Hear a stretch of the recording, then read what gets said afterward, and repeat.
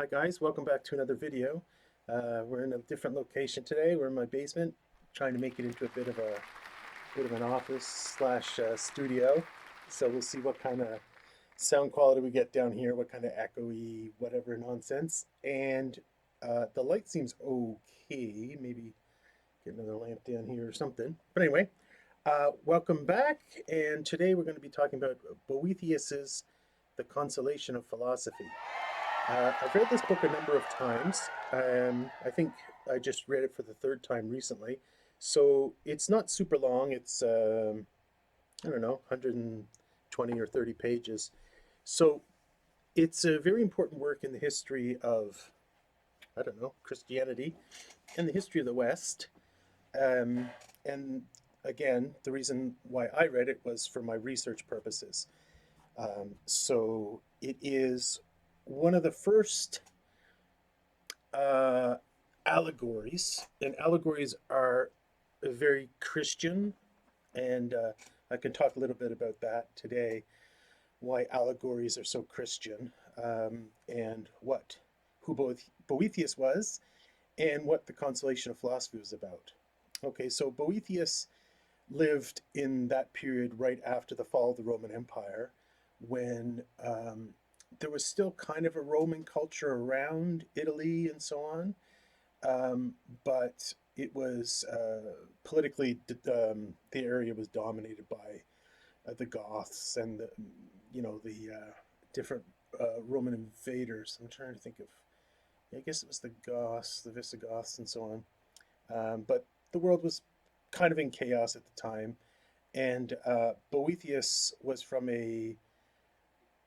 I guess, a prestigious family, and he uh, he was actually son-in-law to the famous Symmachus at the time, and he was a high official to Theodoric, King Theodoric, who was basically king of most of Italy at the time.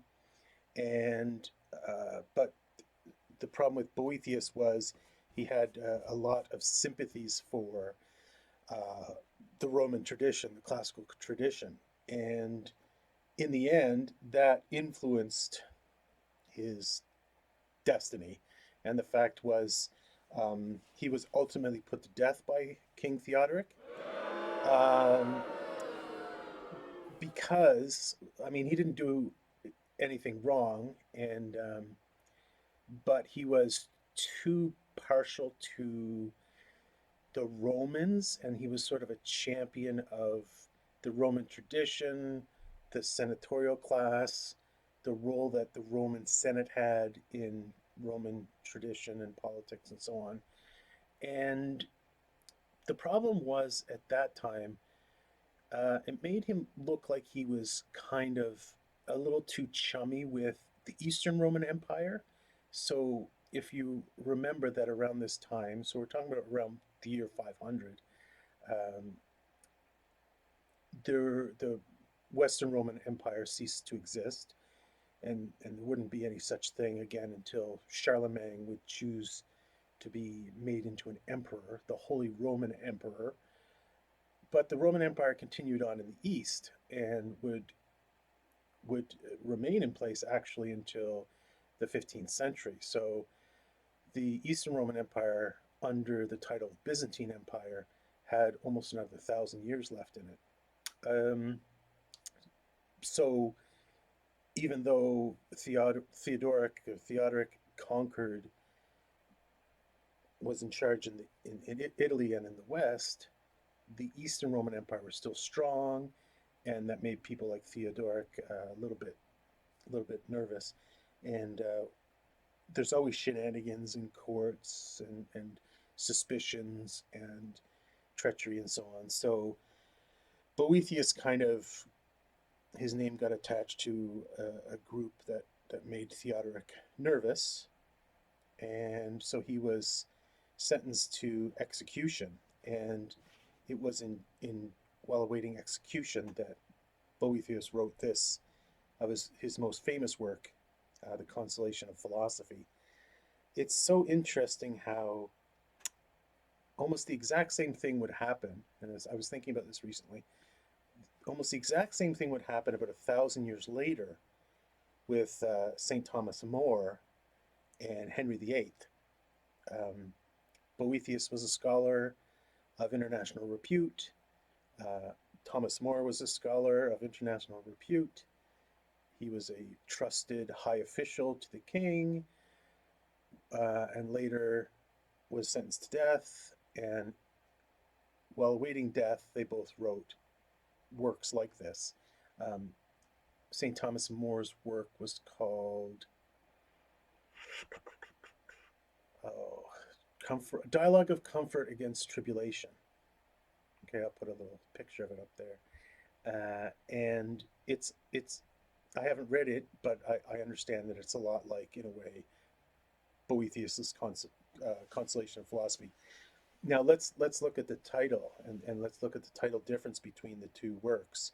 Um, Boethius names philosophy as the source of consolation, whereas Thomas More in his title just says a dialogue of comfort against tribulation. He doesn't say where the comfort comes from, whereas Boethius names philosophy as the source of comfort. So let's point to this and discuss this for a minute.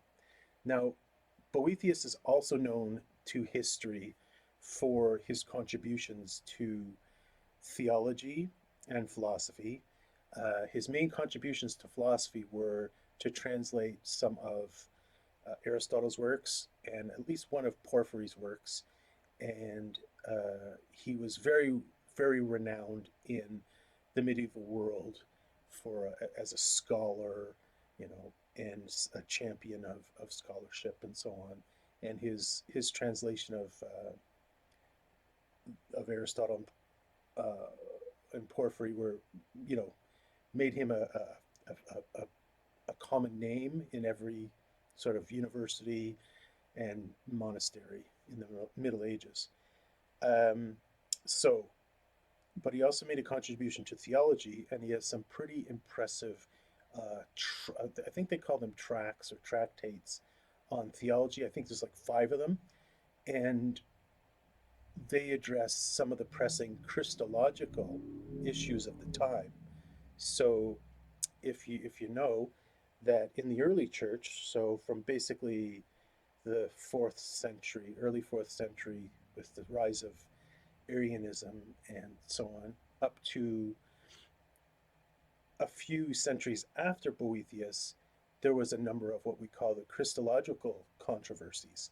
And those were disputes, usually with bishops, prestigious, authoritative bishops, discussing the nature of who Jesus was. Okay, and Boethius made some pretty astute contributions in terms of his theological tractates, and seemed to advocate quite an orthodox uh, position, so a position that the Catholic Church could endorse. So Boethius wrote in Latin, although obviously he translated Aristotle and Porphyry from Greek, and so his his legacy would be in the Western Church, and I don't think he was very well known in the East, as most Latin writers weren't. Even St. Augustine was relatively neglected in the Eastern Church all through the Middle Ages and really up until quite recently. Okay, so philosophy. Isn't it weird, though, then, that this person that the church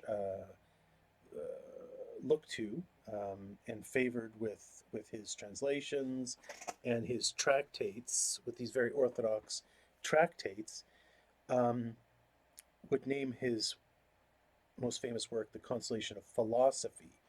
As scholars always ask, well, why not theology? Okay, I'm going to provide a quick answer, an answer that I've thought about for many years. Again, I first read Boethius in a medieval philosophy course during I don't know if it was my first or no, it was my second undergraduate degree in philosophy. Um, and so I've been thinking about this book for obviously a number of years, 25 years maybe. And I think it's quite simple to answer. It's quite simple to answer if you understand the Catholic Church's teaching on faith and reason, or on philosophy and on theology. Okay, it's pretty simple. I would point you to one of the best explanations of the Catholic position would be, for instance, Pope John Paul II's encyclical. I don't know if it's an encyclical or an apostolic letter called Fides et Ratio, on faith and reason. Another really good source, one of my favorite, was St. John Henry Newman's so-called Oxford University sermons. Okay, if you want to know the church's teaching on faith and reason, read either Fides et Ratio, so Faith and Reason from John Paul II, or St. John Henry Newman's Oxford University sermons. And you can find them online. There's a Newman page online somewhere that has all of his works. So, any good Catholic theologian knows that philosophy uh, is always called the handmaid of theology, or the servant of theology. And in Catholic universities, and even still you'll find it in seminaries today, you have to do a philosophy degree before you can do a theology degree. Okay, it's always the one before the other. Why? Okay, the reason is philosophy teaches you how to think. Philosophy teaches you to use natural reason before you have the addition of revelation. Okay, so philosophy is everything you need in human life to fulfill what Aristotle calls the basic human desire to know, the need to know, except insofar as it pertains to our salvation. Okay, so things you can't know by human reason, you need God to reveal it to you. Okay, I'm not saying that that's true or false, I'm just saying that that's the Catholic position. So, in other words, philosophy is available to everybody. Okay, philosophy is the beginning. Philosophy is where we start. We start with experience. We start with daily life. We start with experience of moving through the world, the tactile world. Okay, we don't begin with theology. We have to by nature, from the day we're born, we begin with philosophy. So philosophy is universally available, and it's also necessary. You can't move on to theology and talk about your ultimate end until you have the ability to think, and until you have the ability to apply your experience of the world to supernatural revealed truths. Okay, so that's a pretty good answer. And second of all, when it comes to the consolation of philosophy, you'll notice that, and I'll compare this to the book of Job, and I'll compare it to Ecclesiastes. Job and Ecclesiastes are very philosophical, they're very experiential, they're very existential works up until the end. Okay, so Ecclesiastes, it's very abrupt. At the end of Ecclesiastes, it says, basically, trust God and you're okay. And the end of book of Job, 42 books of Job, I think book 39 or 40 chapters, sorry, God comes in. Okay, so it's all experience and so on, and then boom, the last couple chapters, God comes in and talks to Job and tells him to stop being such an idiot. Okay, so in a way, that's what Consolation of Philosophy does. It moves through the stages. I'm not sure what the table of contents here indicates for these stages. So it's in 5 books, and by the time of the 5th book, Lady Philosophy has taken Boethius through enough stages. And remember, what Boethius is facing here is he's dedicated his life to God. He's dedicated his life to living a Christian life as a professional, as a government employee. He's always tried to be just and study from philosophy and try to learn how to be a good person. And he says, all that backfired because here I am awaiting execution. And the execution, he says, comes about because he had to resist evil men in his career. So being good meant he had to say no to bad guys, and bad guys just don't go away, they plot their revenge and so on. So here is the basic age-old problem of why do bad things happen to good people? That's Job's question. Okay?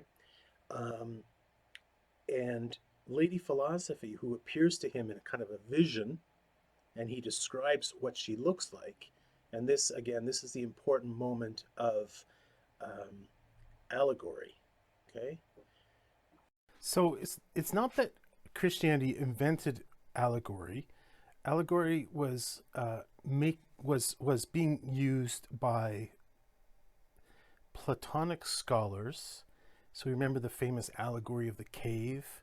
There's a few very powerful, extensive, important allegories in Plato. And allegorical thinking started to make a name for itself or give a place to itself in the investigation and the interpretation of the ancient Greek texts, their sacred texts, so Homer and Hesiod.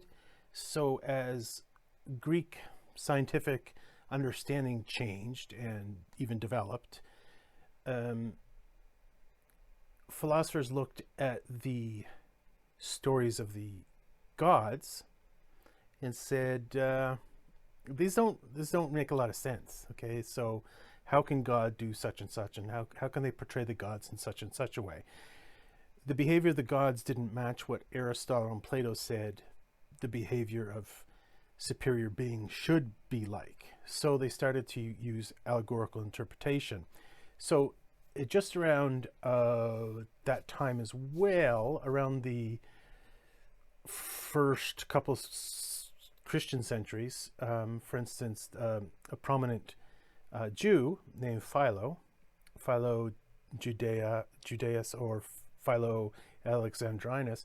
So Philo the Jew, or Philo of Alexandria, he began to interpret the Old Testament allegorically too. So what do all the strange occurrences in the Old Testament mean? Because they can't be literally true, because they're saying things that are weird. You know, think of how stories look, 1,000 or 500 years after they're written. They seem out of date. Okay, and that's something that Christians fasten on to very quickly. One of the first allegorists, well, St. Paul does some allegory in the New Testament, and one of the most prominent early allegorists was Origen. He was another Alexandrian thinker. And then allegory became very prominent in interpreting the Bible, especially the Old Testament. So Christian theologians would look at the Old Testament and say, this is weird, strange stuff. How does this fit in with the New Testament? How does this fit in with our understanding of Jesus' revelation of God as the God of love, where he seems very tyrannical and so on in the Old Testament? So they did allegory, okay? So they look at the little details in the Old Testament and say, well, those have spiritual meaning. There's a symbolism going on there. So later on, we have someone like Boethius who comes along and wants to express himself and express his relationship to the truth in terms of a personification of philosophy as a woman. I mean, this is done in the Old Testament, in the late books of the Old Testament, when wisdom is referred to as a woman. Okay, so that's sort of the same thing that's going on here in the later Old Testament books. So because of Boethius, I can't really say that there's too many other models for medieval Christians to pick up this creative literary allegory. So it's not biblical interpretation. Boethius is not allegorizing the scriptures. He's allegorizing something outside of scripture. He's allegorizing philosophy. And some of the greatest works of the Christian Middle Ages are allegories. And you see allegories become very important in the court romances and the Arthurian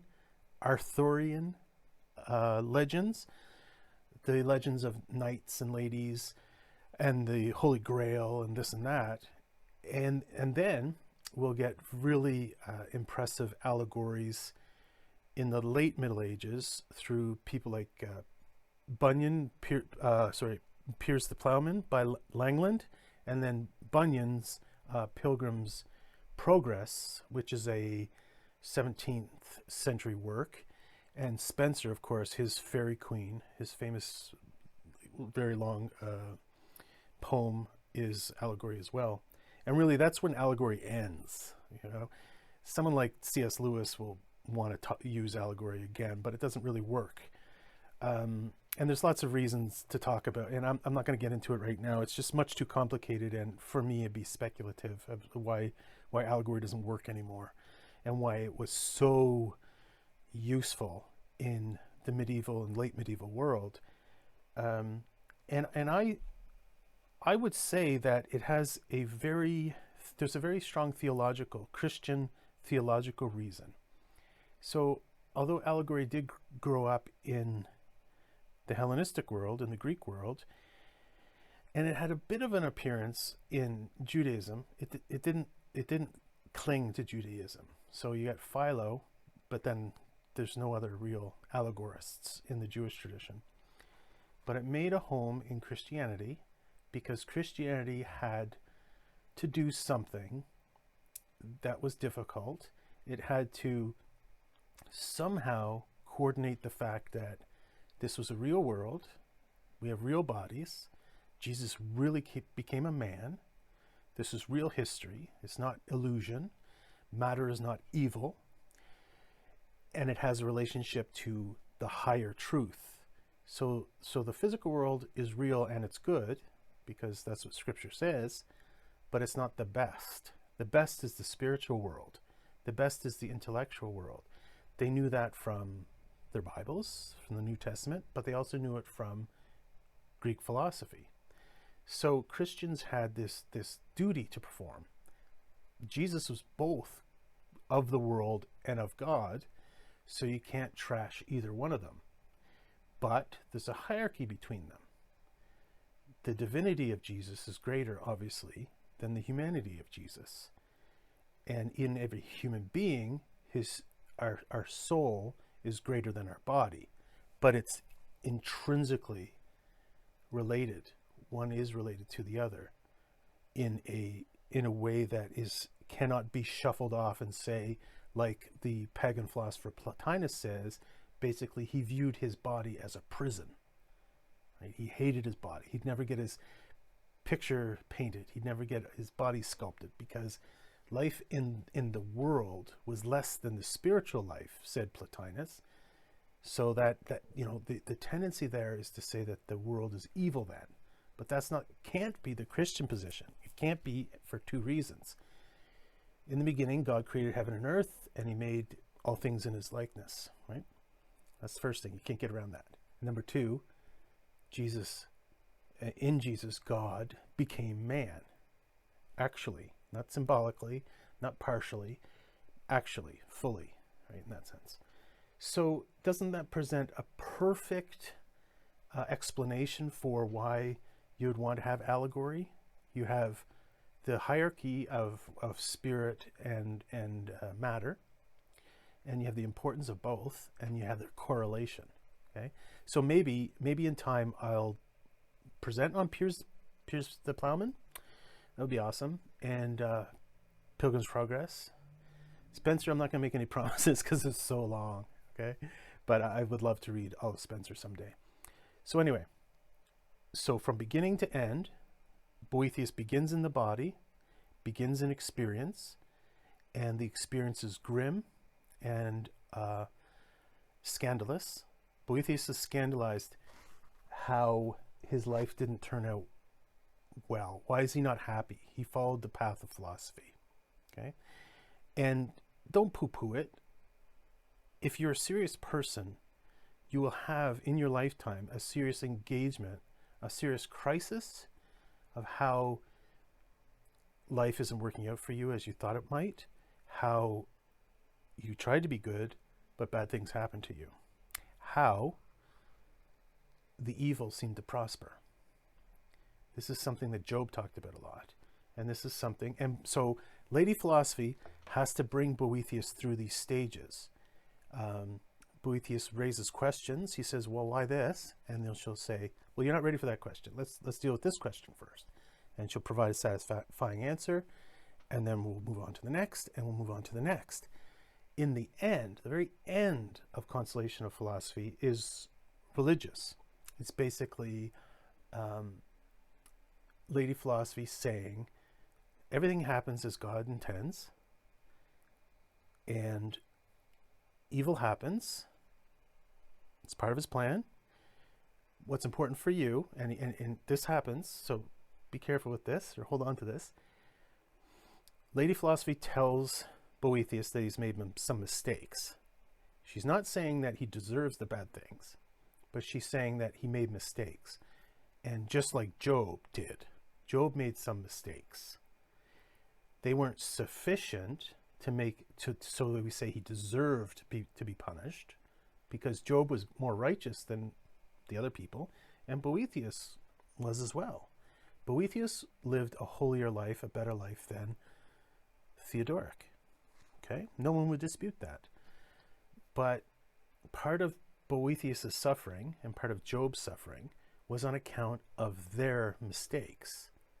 Okay, he says you can't. Lady Philosophy says at one point, you can't have bad ideas or false ideas without them hurting you. Yeah. So, I mean, there are certain things in this book that I really think that make reading it worthwhile. It raises some very important questions, and there's a lot of psychological examination, which makes this book really stand out from many other accounts. Like, so many books talk about the nature of evil and different things like that. I've studied quite a number of them over the years because my doctoral focus was on the book of Job.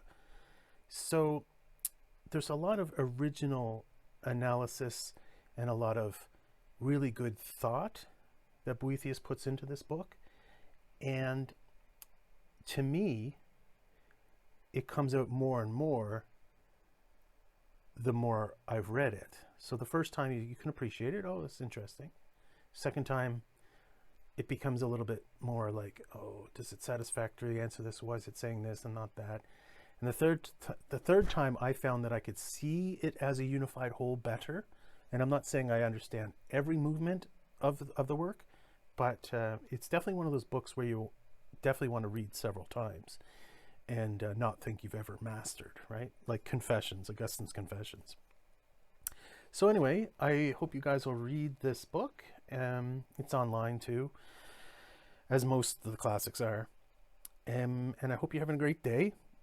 I hope you like this background. I'll see what I can do to make things even better.